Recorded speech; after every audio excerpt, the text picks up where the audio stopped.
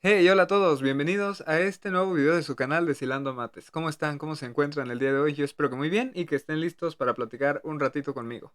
El día de hoy continuaremos abordando las peticiones que ustedes han realizado en los comentarios. Particularmente abordaremos la petición de nuestra amiga Lila Denise, a quien enviamos un fuerte abrazo y un caluroso saludo. Ella amablemente nos comenta que está tomando un curso de procesamiento de señales, pero que dicho curso hace uso de un libro que parece no estar siendo del todo claro en la demostración del teorema de convolución para la transformada Z. Entonces Lila nos dice, pues échame la mano, ¿no? Vamos a ver más o menos de qué trata esto, porque el libro como que no. Entonces me di a la tarea de revisar el libro detenidamente en este capítulo, de revisar la demostración que proporciona y en efecto me di cuenta de que, pues, como que te cuenta la historia, pero falta contexto, ¿no? Como que no te da el chisme completo. Y la verdad es que eso te deja con un hambre de contexto tremenda. Porque es la clásica demostración del libro de, por el teorema 3 punto tal, tal, tal, esto. Después, por el teorema y el teorema tal, tal, tal, esto. Finalmente, tal. Fin de la demostración. Y digo, no es que esté mal, tampoco le estamos tirando hate al libro, ¿verdad? Lo que pasa es que, bueno, cuando uno quiere estudiar por su propia cuenta cierto tema, bueno, pues vas con la esperanza de que el libro sea claro y que pueda desglosar correctamente el tema. Entonces llegas, te sientas, abres el libro y ves esa demostración tan cortante como las conversaciones que a veces tenemos. Entonces, pues es decepcionante, ¿no? Dices, híjole, pues échame la mano. No le entendí al profe y luego vengo al libro y está peor, ¿no? Pero bueno, no pasa nada. Para eso estamos aquí, para platicar un ratito y bueno, vamos allá.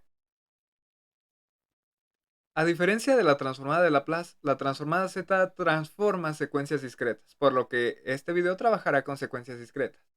Además, para poder hablar de un teorema de la convolución necesitamos tener una idea de qué es una convolución, cómo se define, cómo la escribo, cómo la calculo, ¿no? Entonces, para poder entender esto de manera breve, nosotros invoquemos a dos secuencias discretas, una amarilla y una verde menta. Ambas secuencias se van a relacionar entre sí mediante la operación convolución, misma que voy a denotar con una estrellita. El resultado de convolucionar ambas secuencias discretas será otra secuencia, un número, un dinosaurio, no lo sabemos. Lo vamos a averiguar, ¿verdad? Entonces, para poder yo realizar la convolución entre estas dos secuencias, lo primero que tengo que hacer pues es llamar a las cosas por su nombre. Porque si no les doy nombres, entonces solamente voy a estar hablando de amarillo y de verde menta y como que matemáticamente no estaría muy aceptado, ¿verdad? Entonces, bauticemos de esta manera a la secuencia amarilla como x1 de n y a la secuencia verde menta como x2 de n. Entonces nosotros estaríamos encontrando la convolución entre x1 y x2. Para poder convolucionar ambas secuencias, nosotros lo que vamos a hacer en primer lugar es anclar ambas secuencias en un mismo plano cartesiano. Esto se ve de la siguiente manera. Ahora, momentáneamente trabajaremos con otra variable independiente. Es decir, en lugar de trabajar con n, nosotros vamos a trabajar con otra variable.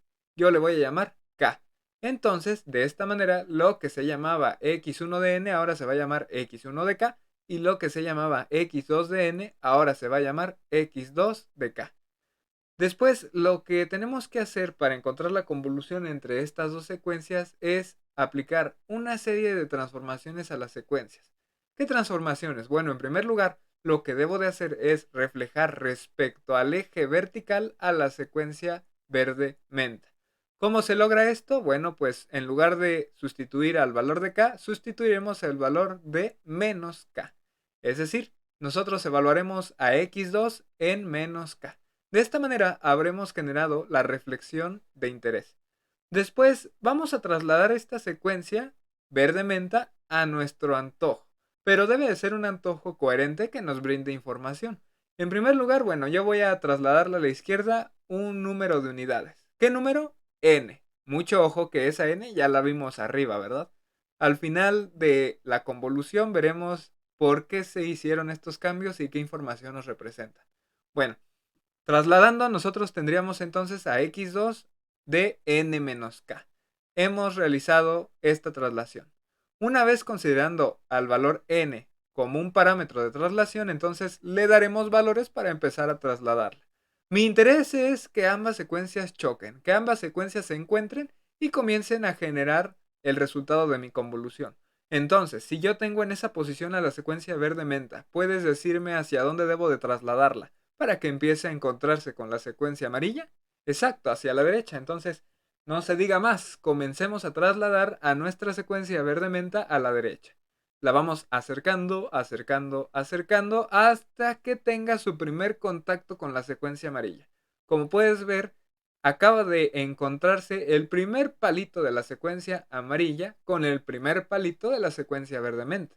En este momento empieza la interacción y por ende empieza la convolución. Nosotros reflejaremos a la convolución en otro plano cartesiano. Entonces necesitamos invocar a un nuevo plano cartesiano en el que se generará en color morado el resultado de la convolución. ¿Cómo lo calculamos? No te preocupes, simplemente el primer término de la secuencia amarilla lo multiplicas con el primer término de la secuencia verde. Es decir, los términos que están chocando los multiplicas. En este caso solamente chocaron los primeros términos de cada secuencia. Entonces solamente ellos se van a multiplicar. Ok, ahí está el resultado en morado. Sigo trasladando a la derecha y entonces ahora nuevamente multiplico los valores correspondientes del primero y el segundo palito de cada una de las secuencias y los sumo. Esta convolución eso es lo que va a hacer. Ok, los valores que chocan se multiplican, los resultados de cada multiplicación se van sumando, de manera que vayas acumulando un valor. Como puedes ver incluso ya fue mayor el tamaño de este segundo término de la convolución porque ya estoy involucrando más términos. Ya involucré dos multiplicaciones y el resultado de sumarlas. Entonces, bajo esta lógica, se esperaría que conforme yo fuera trasladando a la derecha la secuencia verde y fuera coincidiendo más y más y más con la secuencia amarilla, entonces la convolución crecería más y más y más, porque generaría más multiplicaciones y yo estaría acumulando más valores, ¿verdad? Esto estaría creciendo. Entonces veamos. Si seguimos trasladando, como puedes ver, la convolución sigue creciendo. ¿Este comportamiento seguiría de manera indefinida? ¿El crecimiento aumentaría y aumentaría y aumentaría? ¿O llegaría a un límite? Llegaría un momento en el que dijeras, hasta aquí. Después de esto, ya no continúa. La verdad es que sí hay un límite. ¿Por qué? Porque no siempre la secuencia va a estar coincidiendo con la secuencia amarilla. Si yo la sigo trasladando por los siglos de los siglos, va a llegar un momento en el que simplemente ya no se van a tocar. Entonces, fíjate que aquí he llegado al momento en el que ambas secuencias han coincidido en su totalidad. Ambas secuencias están tocándose totalmente. Todos los términos de la secuencia amarilla coinciden con todos los términos de la secuencia verde-menta. Entonces, es aquí cuando se da el valor máximo de mi convolución. En cuanto yo siga trasladando a la derecha la secuencia verde-menta y las secuencias se empiecen a dejar de coincidir otra vez, estaré generando menos multiplicaciones y la acumulación de valores será menor, por lo que esto va a empezar a decrecer. Como puedes ver aquí, ya trasladé una unidad más a la derecha y el valor de la convolución comenzó a decrecer porque ya no hay esta coincidencia en todos los términos de las secuencias. Entonces, si yo sigo trasladando a la derecha la secuencia verde, mira, tarde que temprano van a tener que dejar de coincidir. No puede ser que yo la siga trasladando y trasladando y siempre estén coincidiendo, ¿verdad? Porque no son secuencias infinitas, son secuencias finitas, ¿ok? Entonces, si continúa la traslación, va a llegar un momento en el que se acabó la coincidencia y por ende se acaba el proceso de convolución. En realidad no es que termine, puede seguir definiéndose, nada más que como ya no hay coincidencia, estaría generando puros ceros. Entonces, pues bueno, si bien existe, es nulo, ¿no? Únicamente genera cero. Entonces, el resultado de mi convolución es esta nueva secuencia color morado, que voy a llamar Y, Y de n. Y de n será el resultado de la convolución entre x1 y x2. Así que, sí, el resultado de generar una convolución entre dos secuencias es otra secuencia. Ahora, fíjate la información que nos proporciona esta convolución, porque ¿qué fue lo que pasó si nosotros estábamos trabajando con K y de la nada nos fuimos con N? Ah, bueno, pues lo que pasó fue que a N yo la utilicé como la cantidad de unidades a trasladar a X2. Es decir, la N, que era la variable independiente original de las secuencias X1 y X2, aquí en la convolución tomará el papel de la traslación de la versión reflejada de la secuencia verde. Es decir, esta secuencia verde reflejada se trasladará n unidades. ¿Y eso como que de qué me serviría, Emilio? Bueno, pues, ¿recuerdas tú en qué momento se dio, entre comillas, la máxima coincidencia entre ambas secuencias? Se dio cuando todos los valores de la secuencia verde coincidieron con todos los valores de la secuencia amarilla. Y fue ahí, en ese instante, cuando se generó la máxima coincidencia entre ambas secuencias y por ende el valor máximo de mi secuencia de convolución. Entonces, bueno, pues este instante n será el número de traslación o el número de unidades a trasladar a la versión reflejada de la secuencia verde para que se genere la máxima coincidencia. Y ese número, bueno, pues sale de los valores originales de las secuencias, es decir, de mi variable n. Si en este caso, por ejemplo, fue cuando n valía 5, bueno, pues en este instante cuando n vale 5 es cuando se va a dar esta interacción entre las señales, ¿no? Esto es una analogía, esto de la semejanza y la similitud, la coincidencia, etcétera. Es una analogía, es algo muy informal, nada más para hacernos entrar en razón de que la convolución será muy grande cuando las señales coincidan totalmente y la convolución será cada vez más pequeña conforme las secuencias dejen de coincidir. Aquí el resumen simplemente sería que el resultado de convolucionar dos señales de n sería otra señal de n. Matemáticamente esto se calcula de la siguiente manera.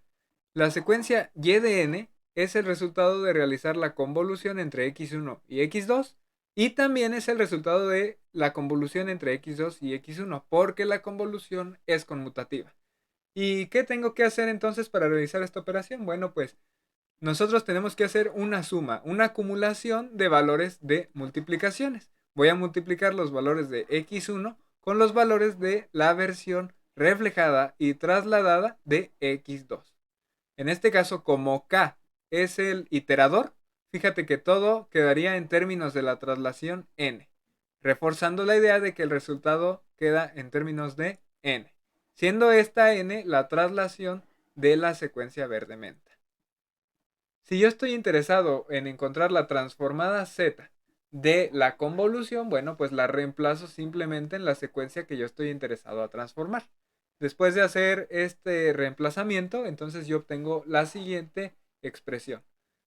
Simplemente tengo esta sumatoria desde 0 hasta infinito y con este z a la menos n que pertenecen a la definición de transformada z y en lugar de escribir x de n, escribo a la secuencia de convolución que está definida mediante esta sumatoria.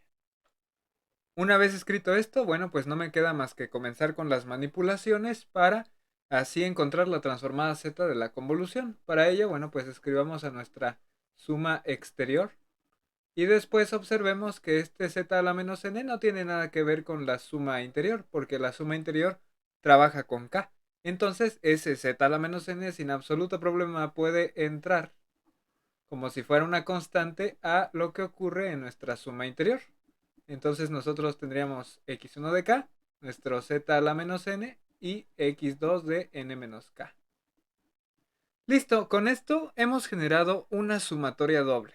Entonces nosotros necesitamos hacer un paso que suena muy sencillo, pero de alguna manera lo tenemos que justificar. Mismo paso nos permitirá seguir avanzando en nuestra transformada. Así es que veamos este pequeño paso. Podemos pensar en una sumatoria doble como el proceso de sumar todos los elementos que conforman una matriz. En este caso, una matriz de n por m. Entonces, yo estoy interesado en sumar todos sus elementos. ¿Cómo le puedo hacer? Pues hay varias maneras para realizar esta suma. Sin embargo, te voy a comentar dos de las que más interesantes nos van a parecer para lo que queremos observar. La primera es por filas, es decir, ok, yo observo la primera fila y sumo todos y cada uno de los elementos que conforman a la primera fila. Entonces yo tendría que sumar al elemento de la fila 1, columna 1, con el elemento de la fila 1, columna 2, etcétera, hasta llegar al elemento de la fila 1, pero de la columna m.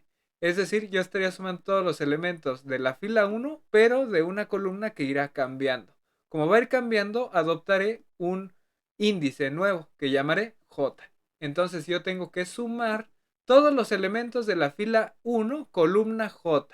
¿De qué columna a qué columna vas a sumar? Desde la columna 1 hasta la columna m.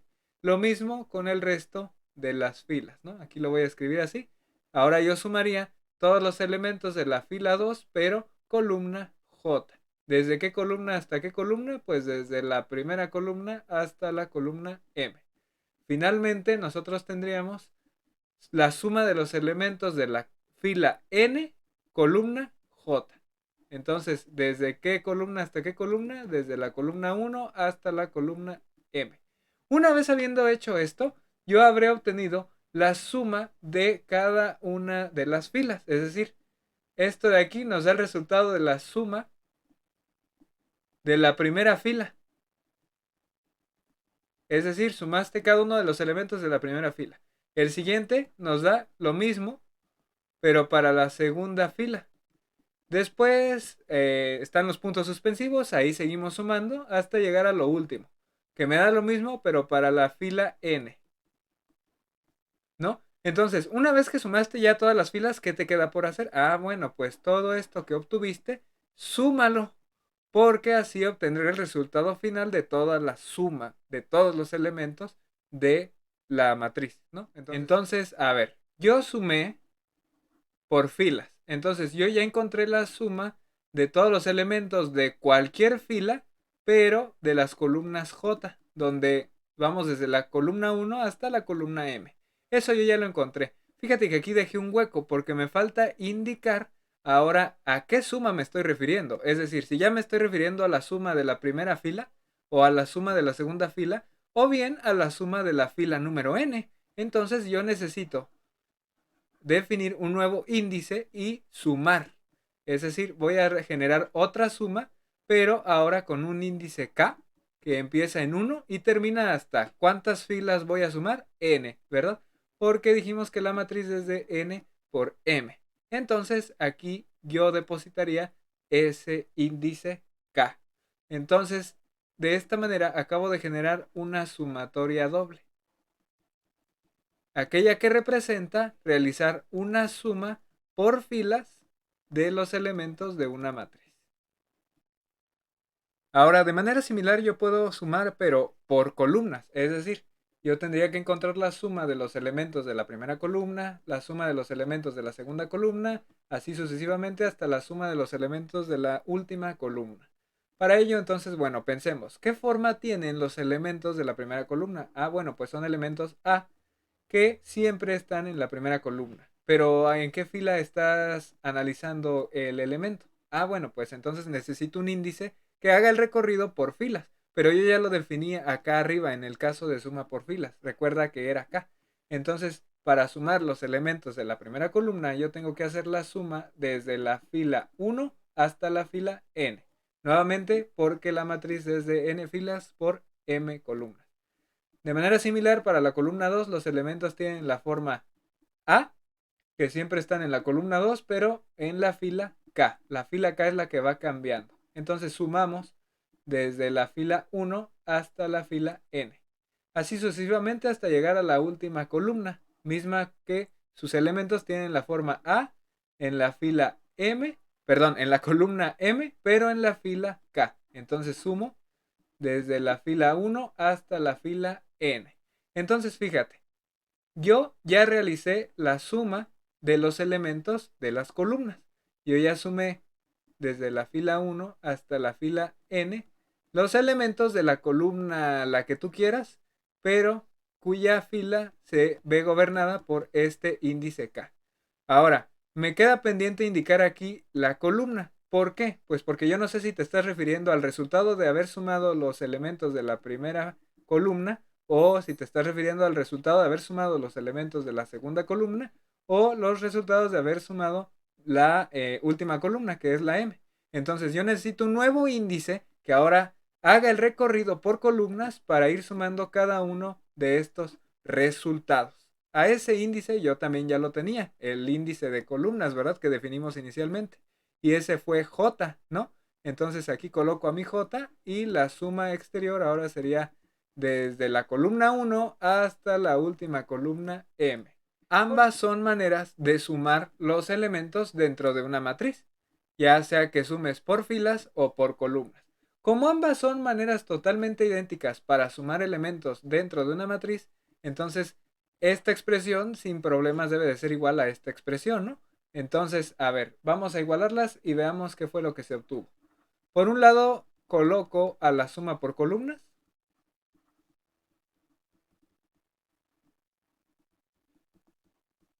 Y por el otro voy a colocar a la suma por filas. K igual a 1 hasta n y la suma desde j igual a 1 hasta m. A sub k, j. Y como puedes ver, lo importante, lo relevante de esto es que nos indica que no importa el orden de las sumatorias, el resultado va a ser el mismo. Es decir, da igual si tú sumas por filas o si tú sumas por columnas, el resultado va a ser lo mismo. Ahora, Emilio, nosotros no tenemos datos entre comillas finitos, porque las sumatorias van desde 0 hasta infinito. Y aquí tú me lo estás diciendo desde 1 hasta n y desde 1 hasta m. Bueno, en primer lugar, no importa, las sumatorias pueden ir desde 0. Lo único que haríamos sería indicar que hay una columna 0, una columna 1, una columna 2, etcétera, ¿no? Entonces, ese problema de dónde empieza el índice no es tan complicado porque puede ser que el índice empiece a contar en 0 o empiece a contar en 1. La bronca aquí sería con n y con m, los límites superiores de la suma. Porque, bueno, si estoy hablando de, entre comillas, datos infinitos, bueno, pues tengo que hacer que m y n tiendan a infinito. Eso se arregla colocándoles un límite. Haciendo el límite cuando tanto las filas como las columnas tienden a infinito.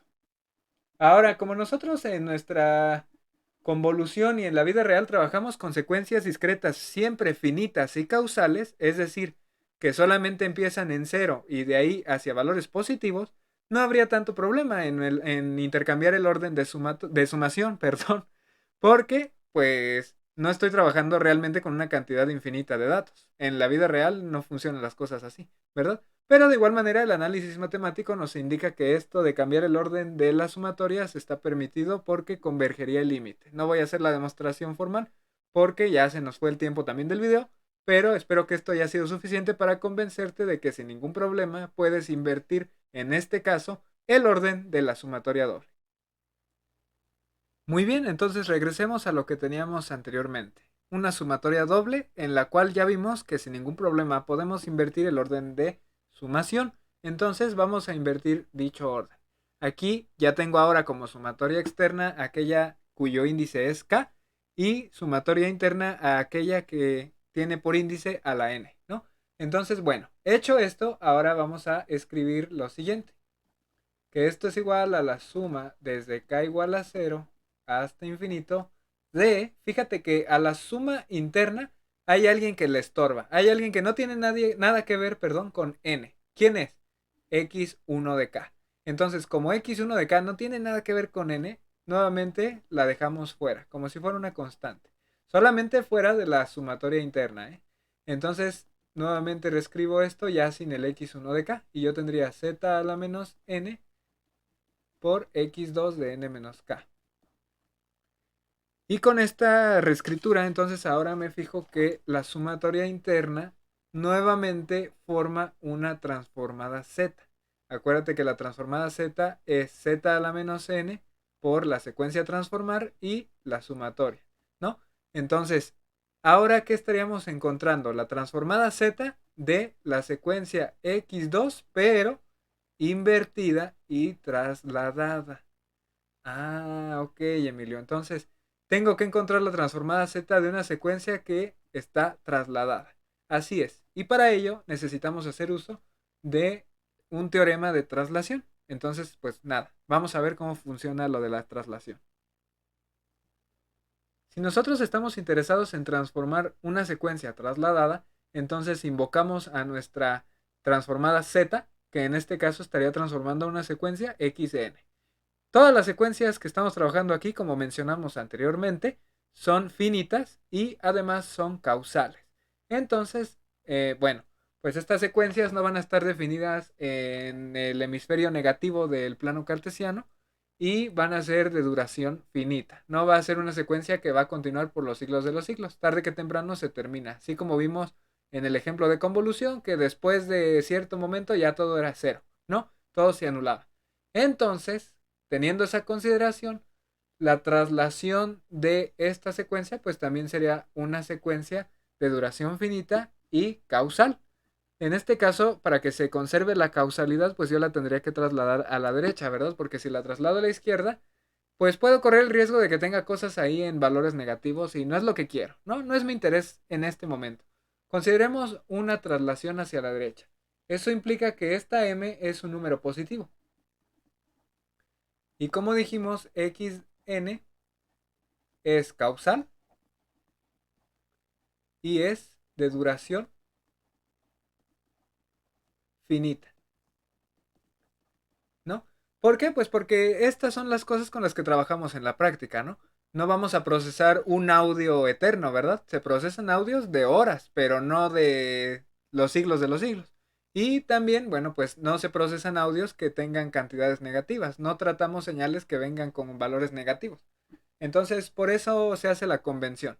En los libros, específicamente en el libro que mencionamos al inicio, sí se trabaja con la generalización y se trabaja con la versión bilateral de la transformada z, es decir, de menos infinito a infinito.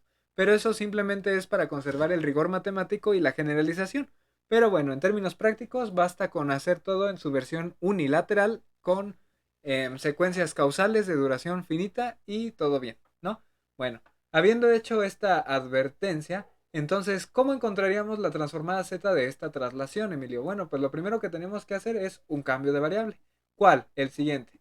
Vamos a decir que k va a ser igual a n menos m. Es decir, ya me estoy deshaciendo de esta traslación. Ya digo, no quiero ver n menos m.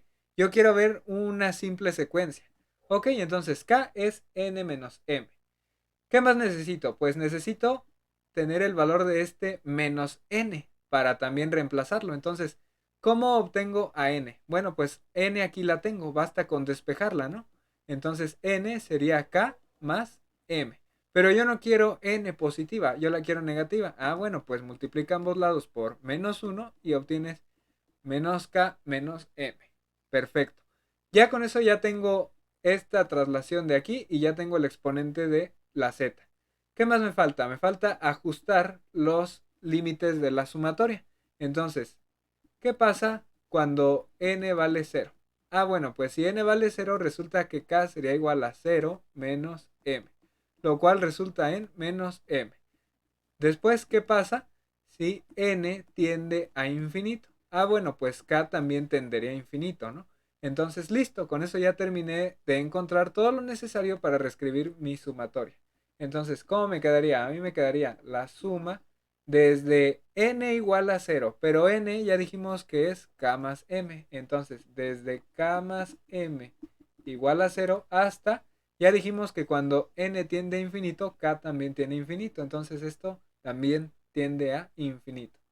De x de n menos m, que fue el cambio de variable que hicimos, y ahora sería k.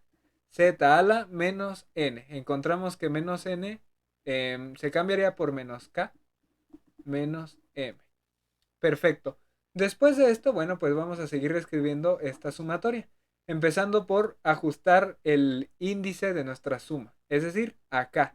Yo estoy interesado en tener la suma en términos de k, que fue el cambio de variable que hice. Entonces de aquí despejo yo tendría k igual a menos m hasta infinito de x de k. Z a la menos k menos m. Ahora, nosotros dijimos que íbamos a trabajar únicamente con secuencias causales.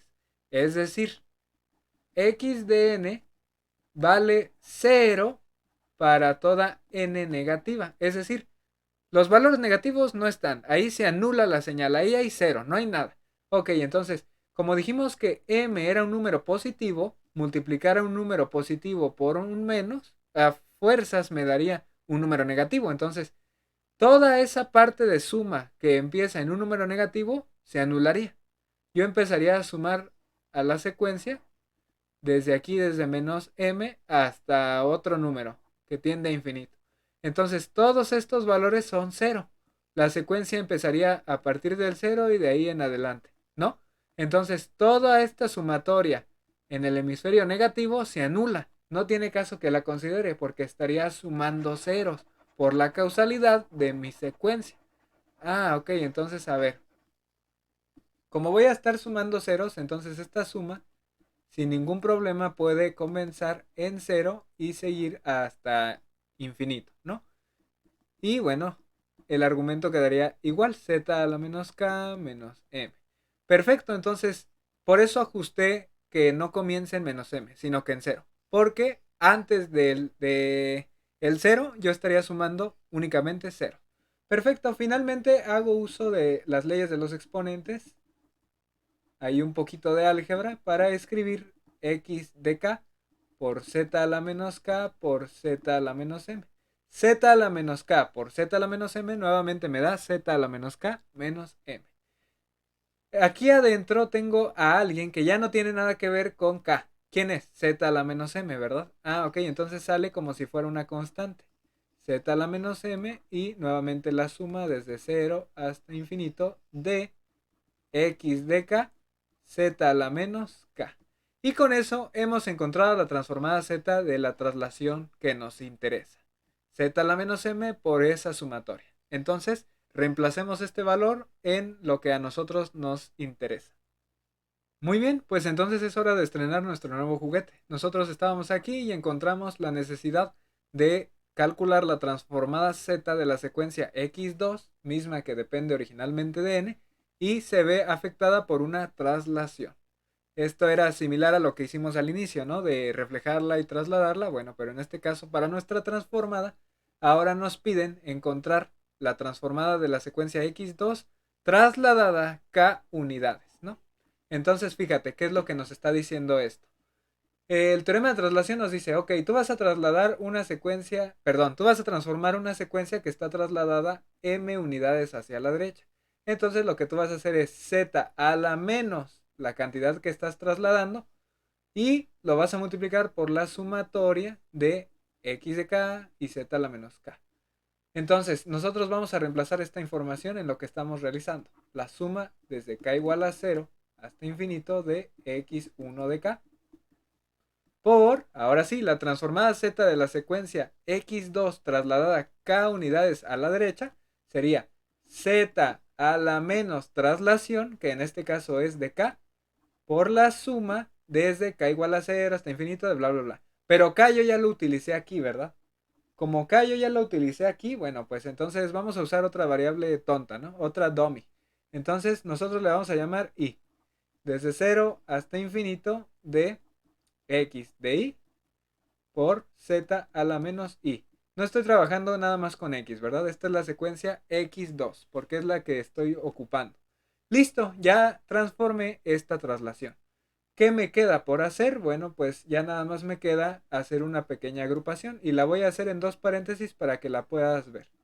La suma desde k igual a 0 hasta infinito de x1 de k por z a la menos k. Y en otro paréntesis, la suma desde i igual a 0 hasta infinito de x2 de k, perdón, x2 de i. Me confundo mucho con esto de las variables tontas, porque se hace un letrerío, ¿no? Aquí tenemos todo el abecedario, discúlpame. x2 de i por z a la menos i. Y con eso cierro mi segundo paréntesis. Y listo. Y ya terminé. ¿Cómo que ya terminaste, Emilio? Sí, mira. Esto de aquí tiene toda la forma de ser una transformada z. La transformada z de x1. Esto de acá también tiene toda la facha de ser una transformada z. Pero la transformada z de x2. Entonces yo tendría la transformada z de x1 de n por la transformada z de x2 de n. Y esta sería la transformada z de la convolución. Yo le puse una estrellita, le voy a poner aquí el asterisco porque soy pésimo dibujando estrellitas. La transformada z de la convolución entre dos secuencias sería el producto de las transformadas z de cada secuencia, claro, ¿no? Entonces, esto de las variables tontas que tanto nos puede llegar a confundir, no hay ningún problema, yo puedo usarlas las que tú quieras siempre y cuando se usen de manera correcta, ¿no? El uso de las variables tontas que tanto nos puede llegar a confundir, como es el caso mío, no hay ningún problema con ello. En el video anterior incluso lo mencionábamos y lo platicamos ahí incluso en los comentarios. Se puso muy buena la conversación. Si tú tienes, por ejemplo, la integral desde 0 hasta infinito de e a la menos u de u, eso te tiene que dar igual, totalmente lo mismo, en caso de que converja, claro, que e a la menos t dt. Si te fijas, solamente cambió la variable de integración, pero en realidad, ¿qué más me da? Si al momento de encontrar la antiderivada y usar los límites de integración voy a encontrar un número en caso de que ambas converjan, ¿no? Entonces, ¿qué más da respecto de quién integre si lo que gobierna esto son dos límites de integración? Lo mismo va a pasar aquí. ¿Qué más da si tú usas k o usas a la i si lo que se ve aquí gobernado es el resultado de la suma? ¿Esa suma convergería? Sí. Ah, pues converge un número. O sea, no te va a salir ahí la i o no está en términos de ello. Vaya, espero haberme dado a entender y no me funen. ¿Sale? Entonces, con esto hemos terminado la demostración del famosísimo teorema de la convolución. Ahora. Muy bien, pues es hora de terminar el video de hoy. Hemos aprendido que la transformada z de una convolución es el producto de las transformadas z de cada una de las secuencias involucradas. Si nosotros usamos el teorema de inversión y aplicamos en ambos lados transformada z inversa, nosotros obtendríamos que la convolución de dos secuencias se puede calcular primero obteniendo la transformada z de la primera secuencia, multiplicando dicha transformada por la transformada z de la segunda secuencia. Una vez realizado dicho producto, se procede a calcular la transformada z inversa de dicho producto. El resultado será la convolución de las dos secuencias involucradas. ¿Qué se te hace más fácil? ¿El proceso que vimos en un inicio bajo la definición de convolución o encontrar algunas transformadas z? Tú decides. La aplicación de este teorema radica en señales, en electrónica, en telecomunicaciones, etc. Básicamente se utiliza para diseñar filtros digitales, se utiliza para ver el comportamiento de algún sistema cuando se le somete a alguna entrada, etcétera. Pero bueno, esos son temas para otro tipo de videos. Nos vemos aquí muy pronto con más. Una disculpa de todo corazón por la demora de este video. Prometo ya no desaparecerme tanto. Estamos aquí al pendiente. Nos vemos muy prontito con más. Adiós.